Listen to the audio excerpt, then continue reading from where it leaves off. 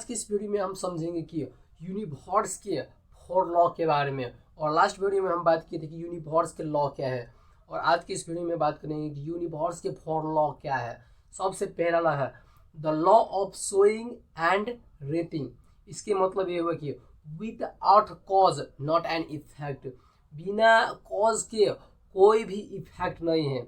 जैसे हमारे ब्रेन, जो हम सब अपने ब्रेन में सीड करते हैं, जो हम अब सब अपने ब्रेन में फीड करते हैं, वही हम सब प्राप्त करते हैं। सपोज मैं आपको एग्जांपल दिखाता हूँ। आपको मैं एक सेव का सीड दिया रोपने के लिए, और आप उसे रो, तो आपको क्या प्राप्त हो गया? आपको सेव का पेड़ ही प्राप्त होंगे, और उसमें से आपको फल सब प्राप्त होंगे।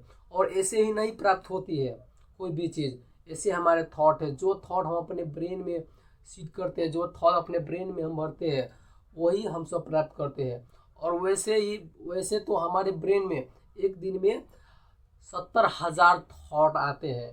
तो क्या हर चीज़ हम प्राप्त करते हैं? हर चीज़ प्राप्त नहीं कर सकते। प्राप्त वही चीज़ करते हैं what is impressed upon the mind must be expressed in the body.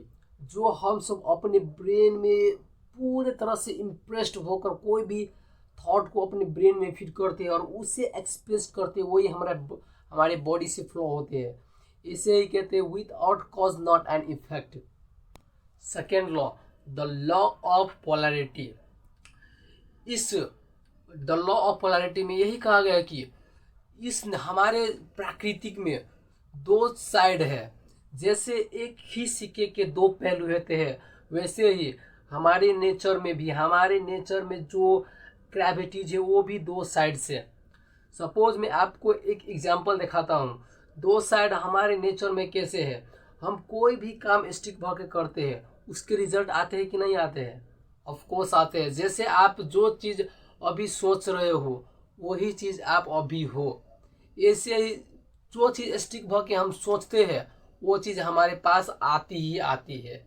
इसे कहते हैं कोई भी चीज़ के दो साइड होते हैं। जैसे एक प्रॉब्लम के सोल्व करने से दो तरीके होते हैं सोल्व करने के। एक वो प्रॉब्लम हो गया उसे छोड़ देने के, और वो प्रॉब्लम हो गया इससे कर दिखाने के। तो ऐसे ही हमारे माइंड भी काम करते हैं। कोई भी चीज़ को दो तरीके से पकड़ते हैं, और आप किस कैटेगरी में आ रहे हो वो आप पर डिपेंड पड़ते हैं।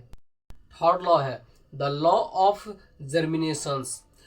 इस लॉ में एनर्जी फ्लो कैसे हम सब अपने कंसंट्रेट जहाँ पर जाते हैं उस पर करते हैं। जैसे हम सब कोई भी काम को करते हैं, हमारे माइंड से, हमारे थॉट से, हमारे सोच से, हम अपने पर्सपेक्टिव से कोई भी चीज़ करते हैं। अगर हम सब उस चीज़ पर पूरे के पूरे एनर्जी, पूरे के पूरे कंसंट्रेट रख दिए जाएंगे, तो वो काम होकर ही रहेंगे।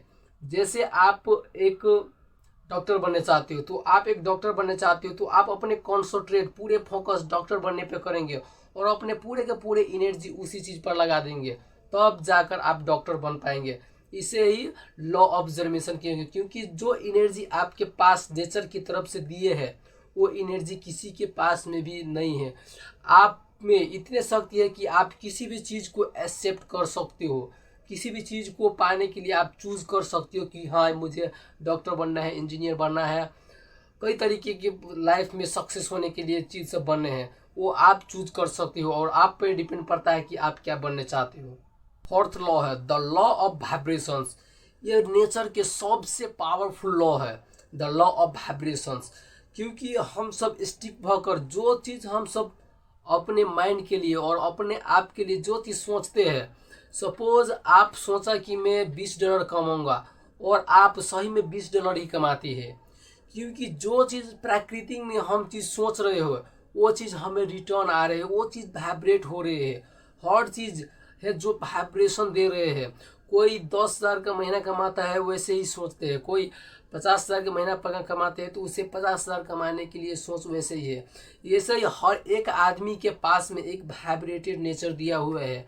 ऐसे ही हमारे बॉडी से वाइब्रेशन निकलते हैं, और हमारे नेचर से भी वाइब्रेशन निकलते हैं।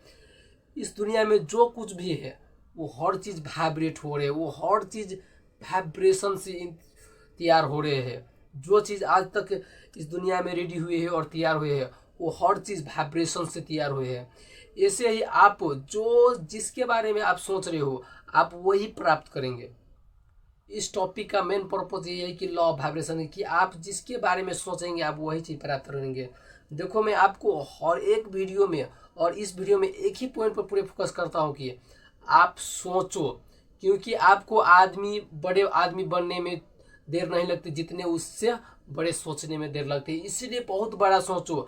आपको एक ना एक दिन ये नेचर, ये प्राकृतिक आपको उसके तरफ आपको खींचते हुए लेकर जाएंगे। ये आप प्राकृतिक पर छोड़ दो। बस आप बड़े बनने के लिए आप बड़ा बनो मत, आप बड़ा सोचो, आप बड़ा अपने आप बन जाएंगे।